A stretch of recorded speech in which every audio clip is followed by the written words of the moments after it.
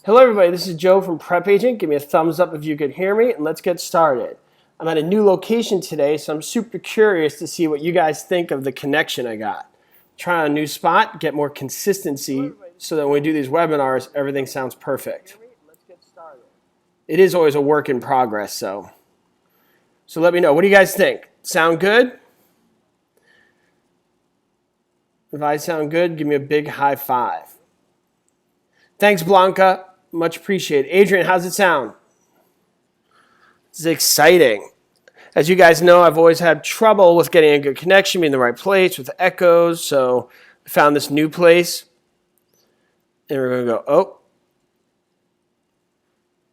okay. Maybe I'll try a different location tomorrow. All right, so that being said, we got property ownership going today. So when we talk about property ownership, you got to start with the first question of what is real property versus what is personal property. Let's start there. What is real property versus what is personal property?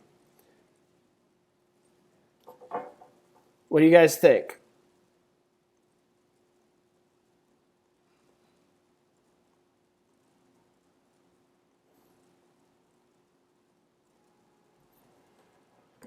Okay, so I see real property is immovable. Okay, so real property is immovable and personal property is movable. Is that always the case, or is there exceptions to that? What do you guys think? Is that always the case, or are there exceptions to that?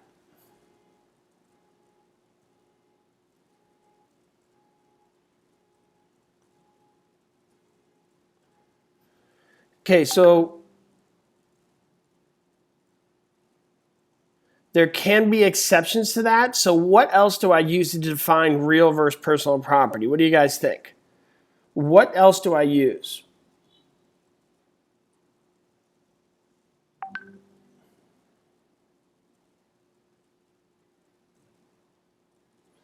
How do I define real versus personal property? So I also say real property goes with the real estate, personal property goes with the person, right guys? Real property goes with the real estate, personal property goes with the person. Now, obviously, more often than not, things that go with the real estate are immovable, and personal property are things that generally are movable.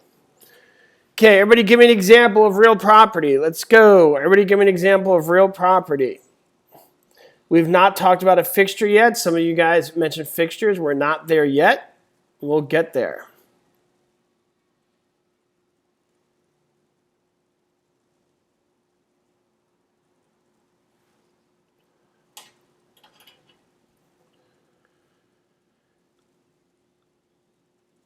Okay, so example of real property, a bearing wall, tree, cabinets, good, excellent. Personal pool cover would be real property, a chicken coop. Haven't heard that one before.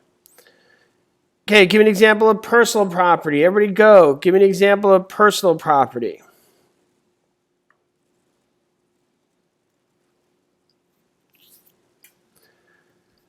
Who could give me an example of personal property?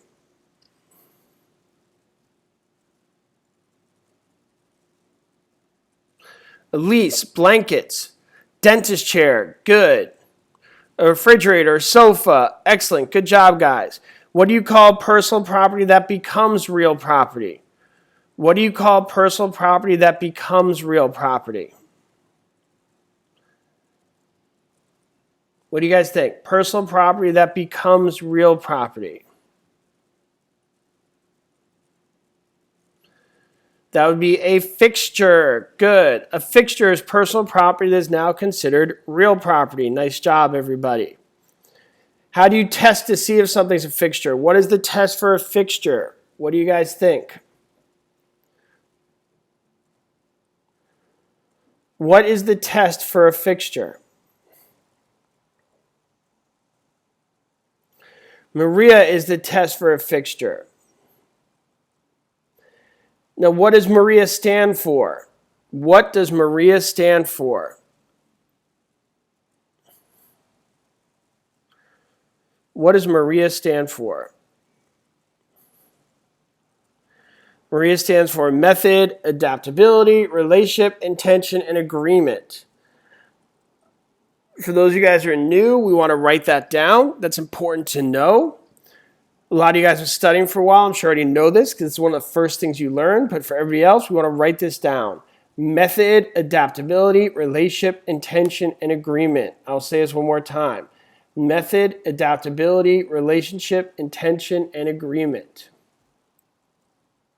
Okay, so we said that's a fixture. A fixture is personal property becomes real property. Now, with that being said, what type of fixture is used for a business? What type of fixture is used for a business? What's that called? What type of fixture is used for a business?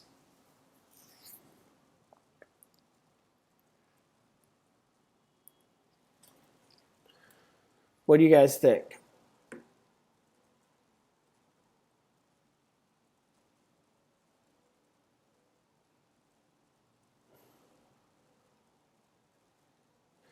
A trade fixture. A trade fixture is used for a business. Can you guys give me an example of a trade fixture? Give me an example of a trade fixture.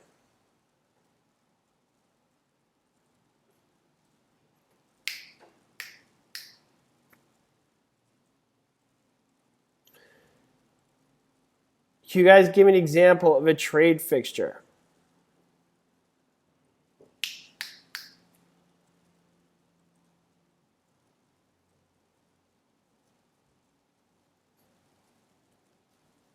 So a dentist chair, a salon chair.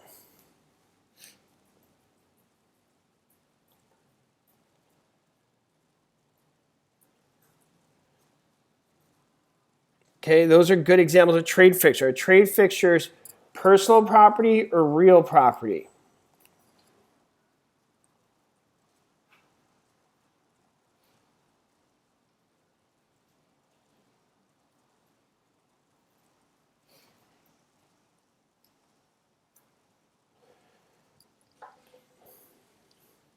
Okay, trade fixtures are personal property.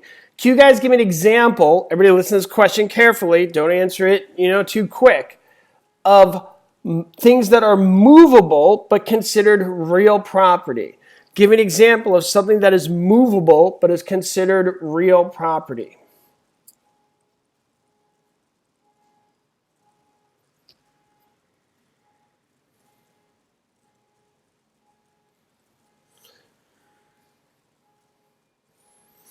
Something that's movable considered real property.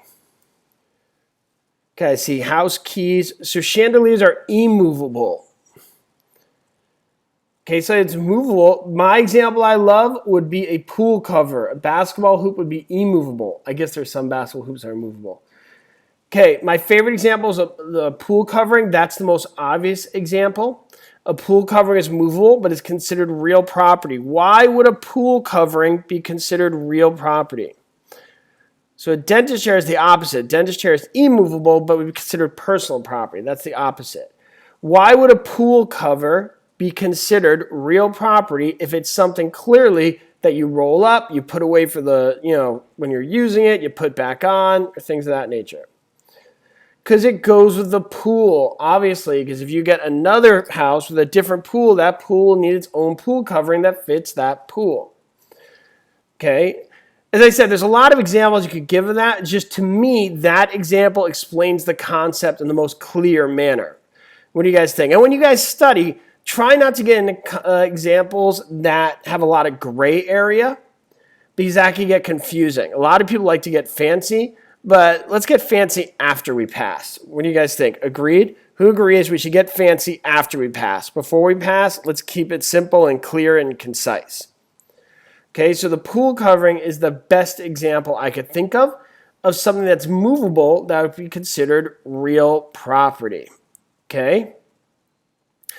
A chandelier, somebody asked me about a chandelier. A chandelier is immovable and considered real property. A chandelier is a good example of a fixture that is a fixture defined by the method of attachment, that first M in Maria.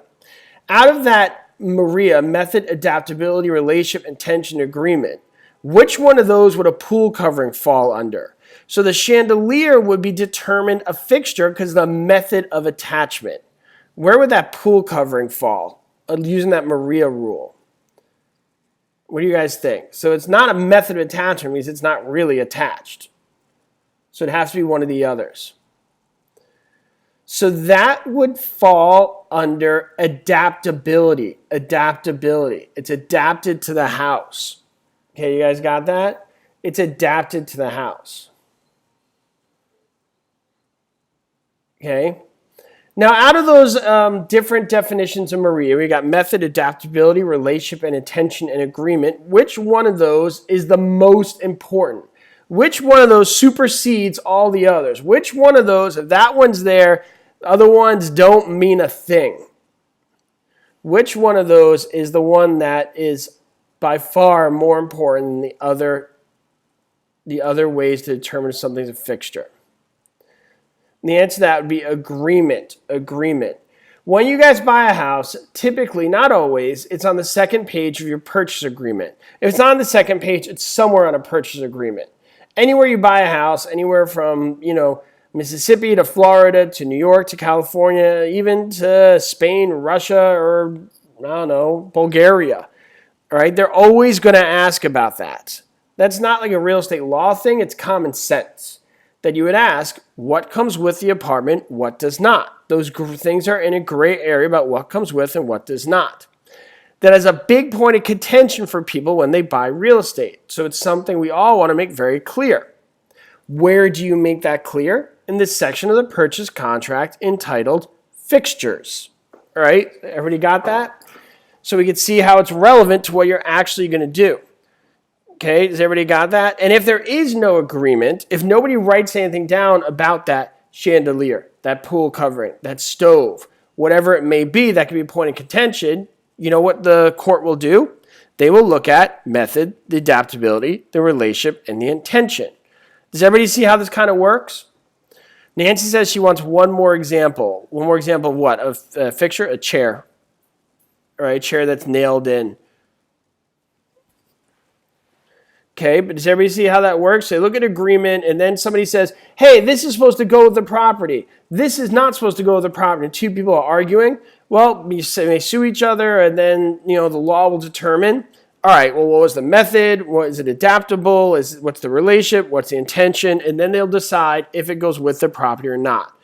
Does everybody see how important this is to understand, not only when you pass the exam, but when you're actually doing real estate? How many of you have ever bought a house and you were surprised that something either went with the property or did not? You were kind of taken back that it was a point of contention where you may have just assumed that it went with the property. I mean, use that example of a chandelier. A lot of you guys mentioned chandeliers. Chandeliers can be very expensive, elaborate things. So somebody may assume that, you know what, I want that chandelier. It comes to me. It's been in my family for years. But they didn't write it in the contract, an agreement saying the chandelier is coming with me. So then the law will determine that chandelier, which could be like almost expensive as the house itself, is going to go with the property. And a lot of people will argue about that. Okay?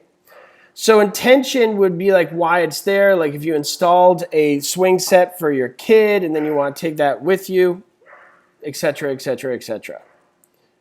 And this is all debatable in a court. But we're going with basic thing. We're not lawyers here. So let's not get too detailed. Everybody got it? Right? Got it. Right? Got it.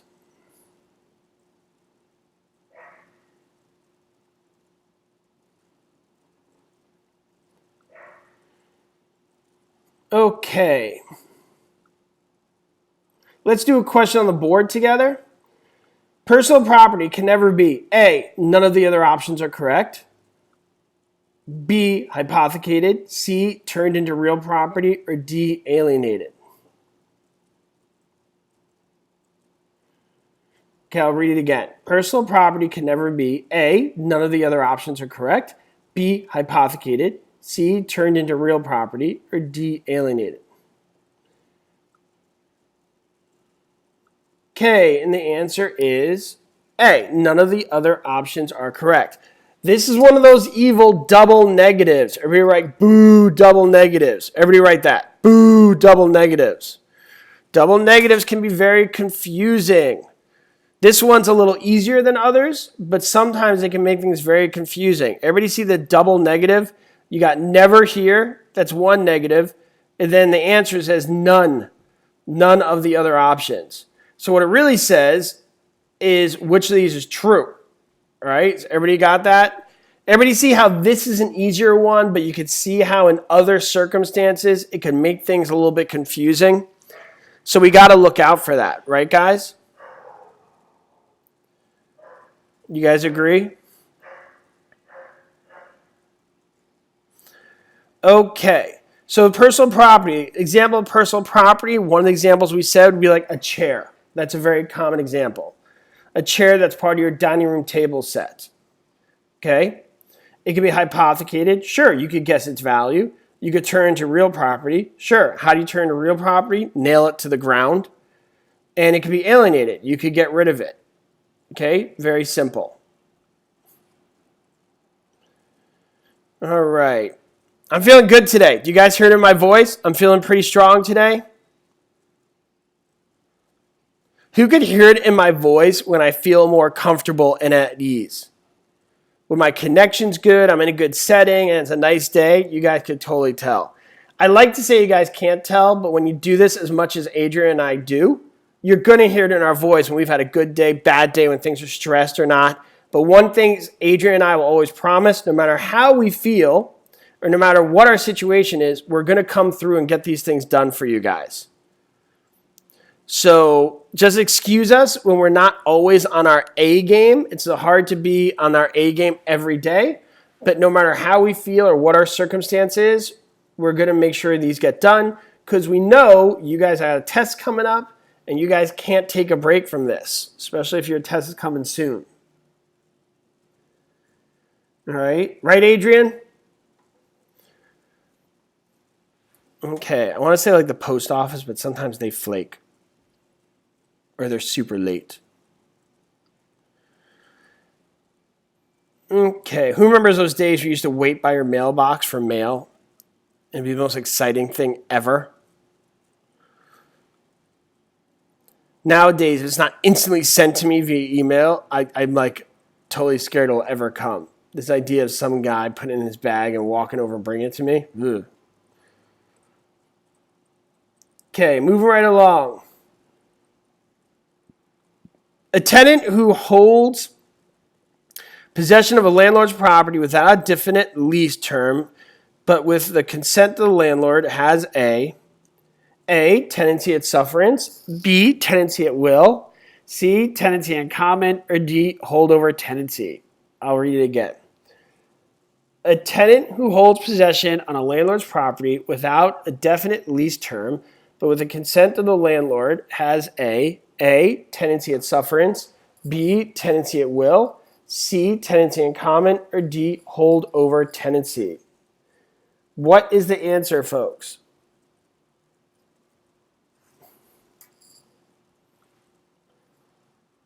And the answer is, what do you guys think?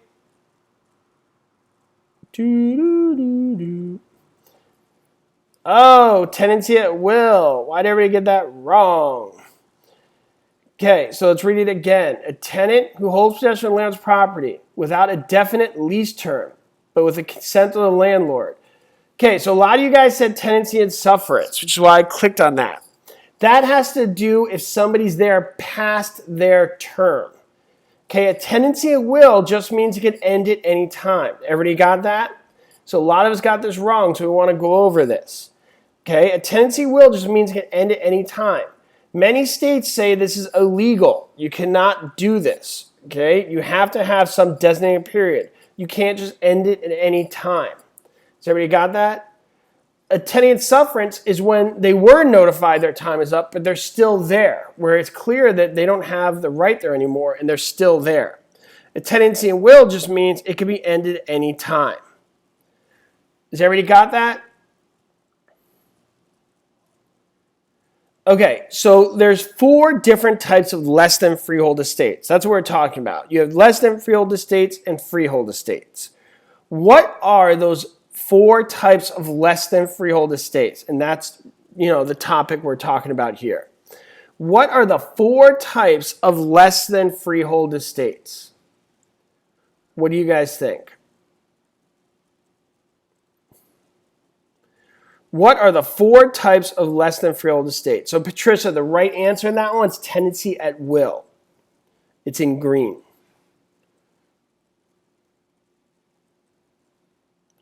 Okay, so what are the 4 types of less than freehold estates?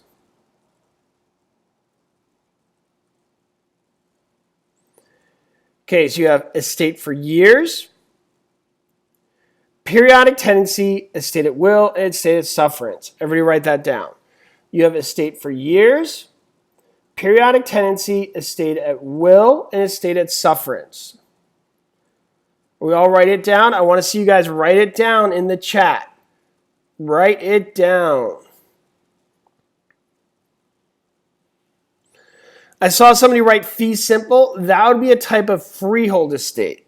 So we're talking about less than freehold estates. Okay, so less than freehold estates are estate for years, periodic tenancy, estate at will, and estate at sufferance. What is an estate for years? Who knows that answer? First one on the board gets a high five. Everybody go. Estate for years would be. Let's go. 3, 2, 1. Who knows this? We got to answer that one super fast. Estate for years. What is that? Estate for years. So an estate for years would have a defined beginning and end date. So if you see 2 dates on your exam, it's estate for years. Estate for years has nothing to do with years. That's just a connotation of time. That's just a connotation of time.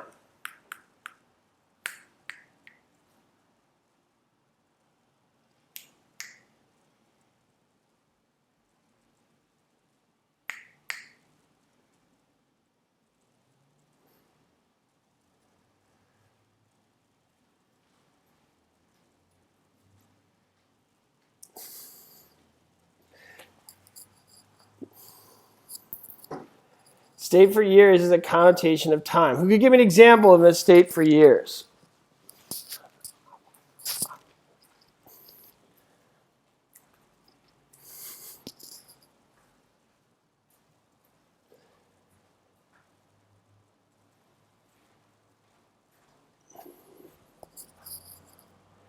Okay, so a summer rental would be an example of estate for years. A periodic tenancy is more your typical lease. It's like month to month. That's like month to month.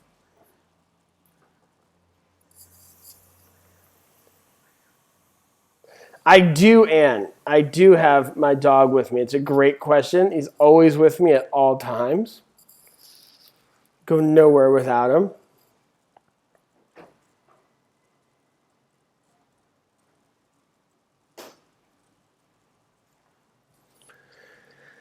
Okay, let's look at the next question.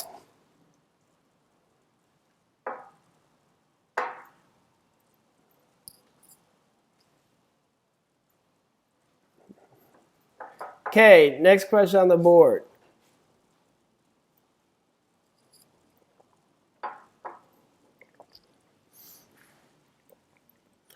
A tenant's lease has expired, but the tenant has not vacated the premise or negotiated a renewal lease.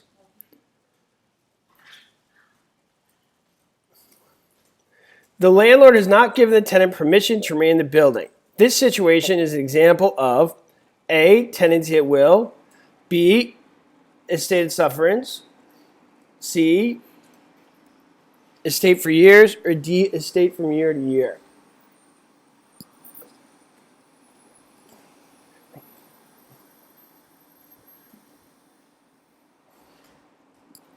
Okay.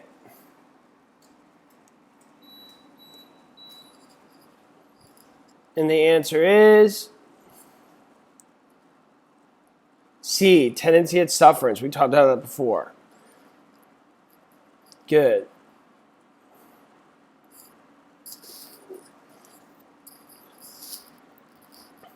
A municipality establishes development goals that are often used to control growth in its A, environmental regulations, B, master plan, C, building codes, or D, restrictive covenants, excuse me.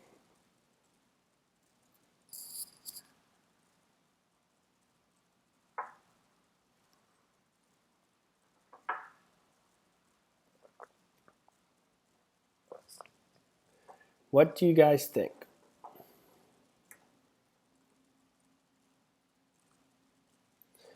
And the answer is B, master plan. So speaking of government things, what are the 4 government powers that you need to know for your exam? What are the 4 government powers that you need to know for your exam? Who knows?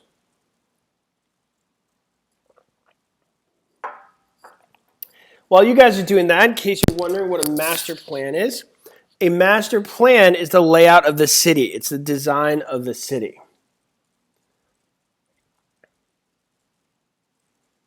Okay, so I see Pete. What does Pete stand for? So you guys with a memory acronym, but let's see if you know what it actually means. What does Pete stand for? Who knows?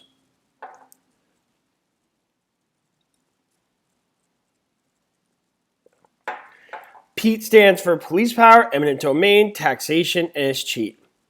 Police power, eminent domain, taxation, and is cheat.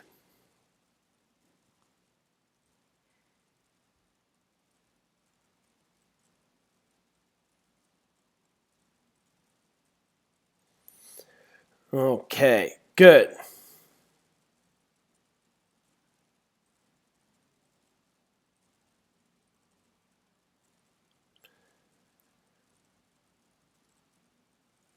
Good job. Police power, eminent domain, taxation, and is cheat.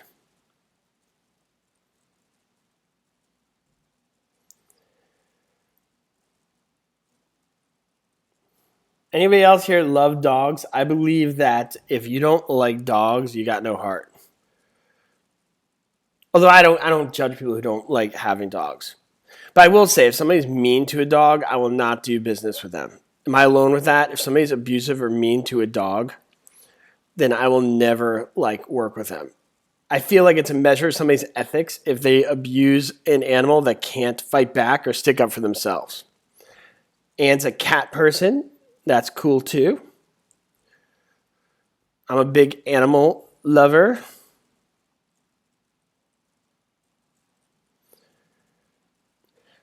I actually was walking my dog the other day, and this little 4-year-old kid came up to me. And he wanted to play with the dog, and he was like, "Do you like dogs or cats?"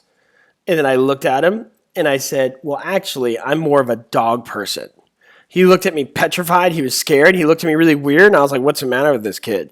He whispered in his mom's ear, and the mom said to me, "He's wondering where your tail is." And I was like, "Oh." I got it. I said I'm a dog person, and for a kid that age, he doesn't know what that means. So he thought I was like half man, half dog, which I guess makes sense if you watch a lot of cartoons these days with X-Men. So I thought it was pretty funny when I told a little kid that I'm a dog person. He was like, "Oh my gosh, does he have a tail? Does he have big ears? What's the matter with him?" And I had to explain to him, no, a dog person means that I like dogs. Doesn't mean I'm half dog. So I thought that was rather entertaining. You got to watch what you say when you're talking to a 4-year-old, right, guys? And like I said, when I thought about it from his perspective, it totally made sense. Okay. All right, here we go. Under the terms of a net lease, a commercial tenant usually would be responsible for paying A, mortgage interest and expenses, B, income tax payments, C, real estate taxes, D, principal debt services. Okay, using the terms of a net lease, commercial tenants would be responsible for paying A, mortgage interest expenses, B, income tax payments, C, real estate taxes, or D, principal debt services.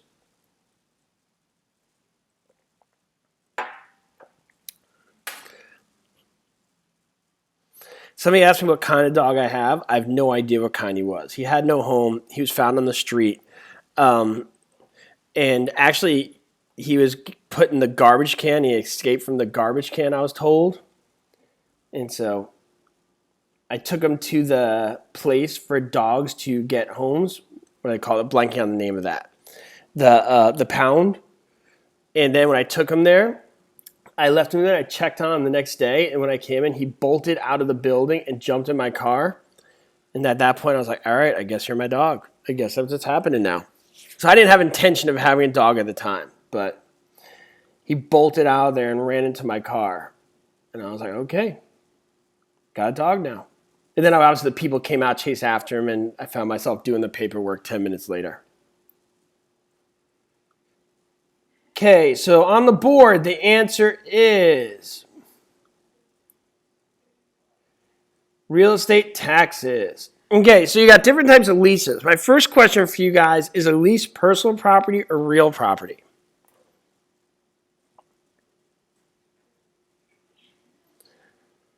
Personal property or real property?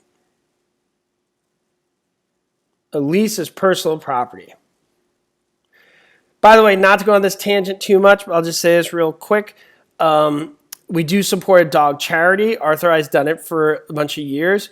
People sometimes want to just give money, and they ask where to give money for certain causes we do. We give money to Angel City Pits, which is a pit bull dog rescue to help endangered animals who are in terrible situations. That's where we donate to help dogs. It's called Angel City Pits.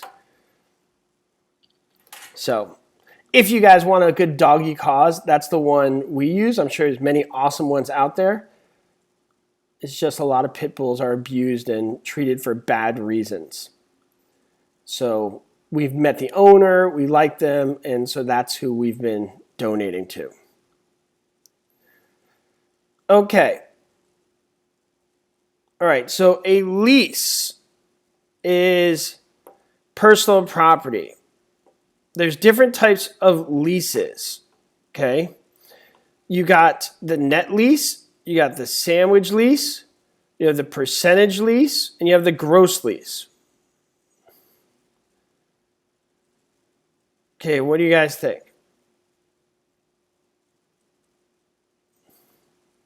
Okay, so you got the net lease, percentage lease,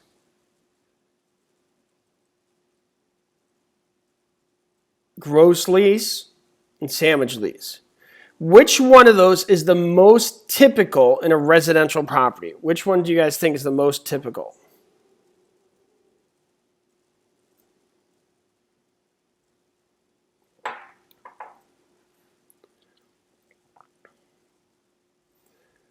What do you guys think? The most typical is the gross lease. What is a gross lease? What is a gross lease? A gross lease is just when you pay a set amount.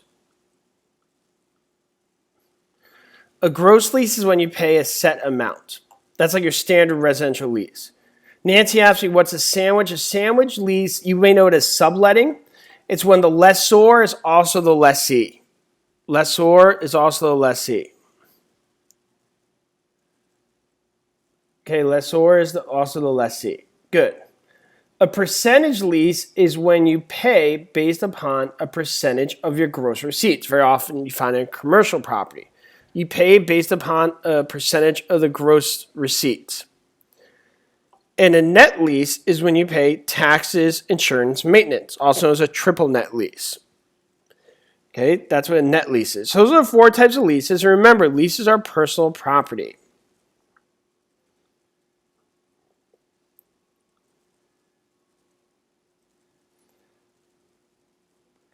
Certain items on the premise that are installed by the tenant and are related to the tenant's business are called A, emblements, B, easements, C, fixtures, or D, trade fixtures.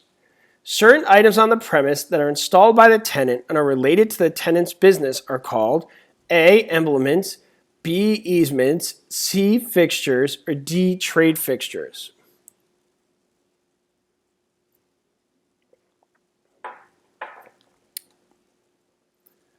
And the answer is D, trade fixtures. So my sound crackling, I think it's because I was moving my microphone. If that ever happens, just let me know. Very often the sound gets affected because I'm moving something without realizing it. I don't hear what you guys hear. So if for any reason there's something like that, just let me know And if I could do something about it, I will. If I can't, then obviously, it is what it is.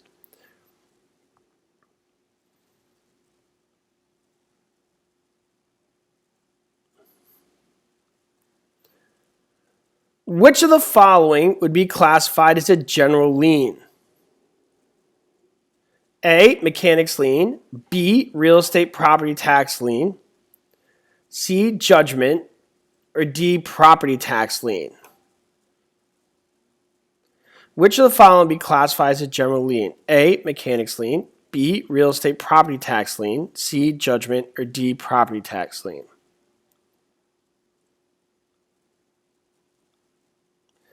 And the answer is C, judgment. Good. What is a lien? What is a lien? Everybody, what is a lien?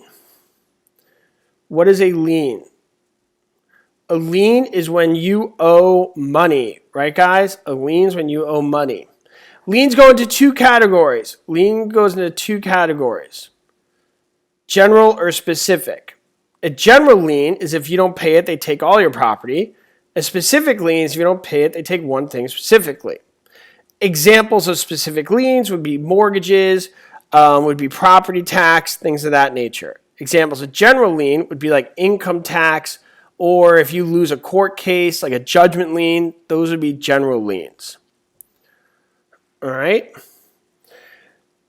Okay, guys, that's it for today. I hope you had a good time. Today I felt like it was a very productive webinar. I was happy to be here. We'll be back here tomorrow in the afternoon. That will be 4 o'clock California time, 7 o'clock East Coast time, and you do the math in between for where you are. I hope you guys have an amazing day. Yash, mechanics lien will be a specific lien, if that's what you're asking. And with that being said, see you guys tomorrow. It's been great.